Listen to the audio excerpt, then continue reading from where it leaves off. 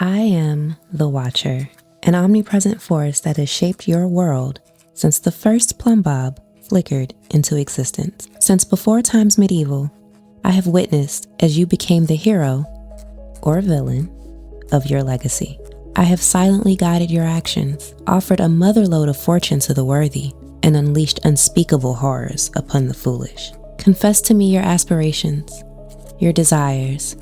Whisper your wicked whims into the ether. But remember, the eyes of the Watcher miss nothing.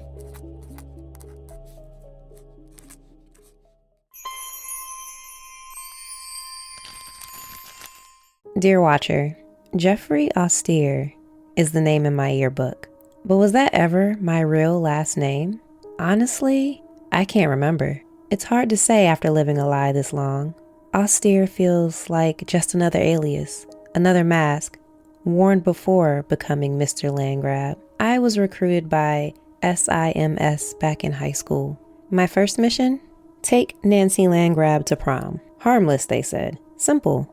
But that one promposal, I still don't know why she said yes, spiraled into 20 years, 2 kids, and one surprisingly convincing cover story. We got married, raised a family. I built a life on lies so airtight, even I forgot which parts were real. Nancy is sharp, dangerous, and Watcher helped me utterly magnetic. Our oldest, Johnny, couldn't handle the pressure of the Landgraab name. Nancy pushed him too far, disowned him. Last I heard, he's in Del Sol Valley, telling jokes as Johnny Zest. I haven't spoken to him, but I check his socials. He's thriving, and that's enough for me. Somewhere between the missions and the PTA meetings, the lines got blurred. I told myself I was playing the long game, waiting for the smoking gun. 20 years undercover, watching the Landgraab vault overflow with simoleons, enough wealth to keep their legacy alive for generations. A legacy that won't even remember that I was a part of it, unless I do my job. The mission was simple: collect intel, infiltrate the family business, and bring it all down from the inside. Truth is, I got the intel years ago. It's already archived, encrypted, buried beneath whatever was left of the real me in the surveillance videos of Johnny swiping building supplies from our construction sites. I've been feeding half-truths to my handler Bjorn Bjerksen for years. He never calls me out, but lately I see it in his eyes. Suspicion. The pieces finally aren't adding up, and I'm convinced the whole agency is watching. Bella Goth and Luna Shadows, our top intelligence researchers, also seem more concerned about my missions. Bella's been known to vanish mysteriously. She said it was field work, but some say she went off mission, got burned. If the agency can disappear someone like Bella Goth, what do you think they would do to me? Which brings me to the gala. The annual Landgraab Foundation Gala is a peacock parade of the rich, the famous, and the morally bankrupt. This place was dripping in gold and self-importance. Even Thorne Bailey made an appearance, though notably without Octavia. Rumor is they've hit a rough patch, and she hasn't been seen in the spotlight for a while. Even still, enough stars were present to distract even the most focused agent, but I was supposed to be on mission. Thi, Le, and Luna were posing as servers, earpieces in, recording everything. I was to plant a bug in Nancy's private study and extract a copy of the guest list. Simple enough, except I was intercepted along the way. Nancy pulled me inside the solarium for a quick word. Champagne in one hand, a bunch of donation envelopes in the other. She mentioned something small, something about moving a sizable donation through one of our shell charities. I nodded, playing along as the agreeable husband I've always been, only this time with the agency listening in. I should have paid closer attention to which charity she mentioned. The recording caught it though, I was sure. As we made our way back downstairs, the surprise of the night unveiled itself. Judith Ward swept in, all sequins and smugness, her arm draped around Johnny. My Johnny. The son Nancy erased from our family. He looked sharp, confident, happy. I didn't know whether to cry or celebrate. Nancy tried to act unfazed, but I saw the twitch in her jaw, felt her grip my hand a little too tightly. With a hair flip, Nancy quickly recovers from the shock and busies herself with the itinerary, ushering the coordinator over in a huffy tone. That poor girl. She will no doubt pay the price for this surprise. How did nobody catch wind of Judith Ward's +1? As good as she is at pretending, Nancy is not much of a people person. Even still, these galas are extremely important to Landgraab Enterprises. Keeping the glitterati around is how Nancy distracts the public from looking a little too hard at the details. It's easy to understand Thorne's place. His activities might be scandalous, but they always accompany heavy donations during his inevitable PR apology tours. Judith is different though. Nancy calls her a goody two-shoes.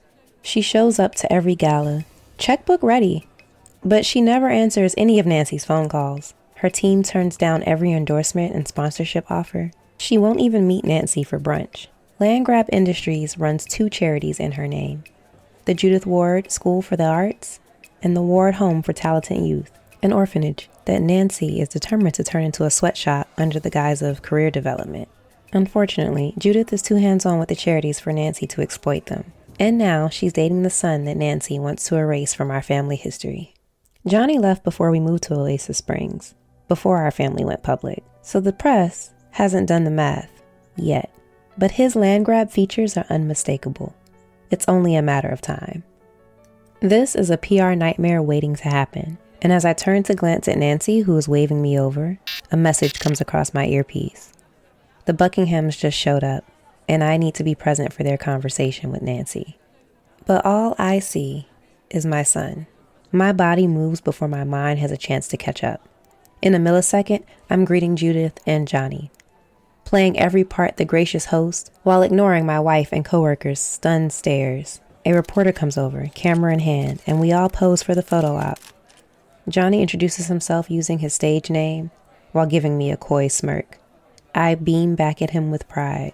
Not a moment after the flashes stop, Nancy is at my side with a faux smile plastered on her face and flames behind her eyes. She abruptly excuses us. I expect her to blow up on me, but there's a strange silence from both her and my earpiece as we make our way up the stairs into the library. As we reach the door, I can feel Nancy staring daggers at me, yet she doesn't say a word. Just getting in ahead of the fallout, I chuckle awkwardly. She's angry I even acknowledged him. But what was I supposed to do? Judith might already know that we're Johnny's parents. If she finds out the real reason Johnny was disowned, it could be the end of everything. Johnny could single-handedly do what I've been unable, or unwilling, to do for years. He could bring down the whole Landgraab dynasty. The day Johnny was kicked out, Nancy told me that I was free to go with him, but we would both lose the Landgraab name. My orders were to stay. The mission wasn't finished. Johnny became a casualty. Truth is, it was safer for him that way. Outside the family, Johnny couldn't be implicated. Inside, I could protect the one kid I had left. Besides, who was I if not a Landgraab? Austere was too long ago to remember, and doesn't bring back any fond memories. Nancy thinks I'm a pushover. A simp, as Malcolm would say. Maybe I've let her believe that, because it's easier than confronting the truth. And the truth is that I have no idea what a life without Nancy looks like. And that terrifies me more than reckoning with the agency. We enter the library, and through the meeting, I smile and nod, not realizing I was about to create a crack in my cover the size of Lunar Lakes. While Nancy and the Buckinghams discussed plans for expansion, I heard almost nothing, too wrapped up in what I might say to my son when I return to the party. Just distracted enough to miss a vital detail and to forget that the agency was still listening in. I didn't realize until Jorn brought it up later. The charity she mentioned in the recording wasn't the same as what I reported in the debrief. That's funny, Geoffrey. Thee says she heard something very different, he says. The room went cold. I blamed static, a miscommunication. Jorn let it slide. But Luna, she's watching me now, closely. Watcher, I built this life on lies, but some of it is real. My love for Malcolm, for Johnny, for the family that Nancy and I built, even if it was all just a cover. After her mom died, Nancy had to learn the entirety of the family business quickly. Her father, obsessed with Landgraab Pharmaceuticals and their progress in surgical research, had left the other sectors of Landgraab Industries neglected. The competition was circling. Before she ever laundered a dime, Nancy stepped up, saved Sunset Valley's power grid. The town turned on her, said she chose her family's greed over the community. They didn't see what I saw. A teenage girl giving up nationals to save the town. She asked me to hold her hand while she secured the town's future. And ever since that day, we've made good partners in life.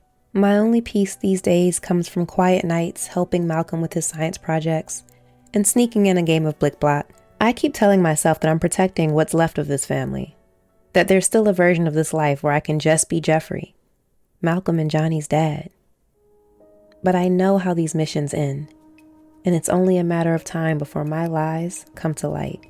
Only question now is which shoe drops first. What are the odds the agency pulls me in for questioning before Nancy uncovers the truth about our marriage? One thing is for certain. I am a father, with or without the Landgraab name. And if Johnny can escape this legacy, maybe Malcolm and I can too. But the clock is ticking.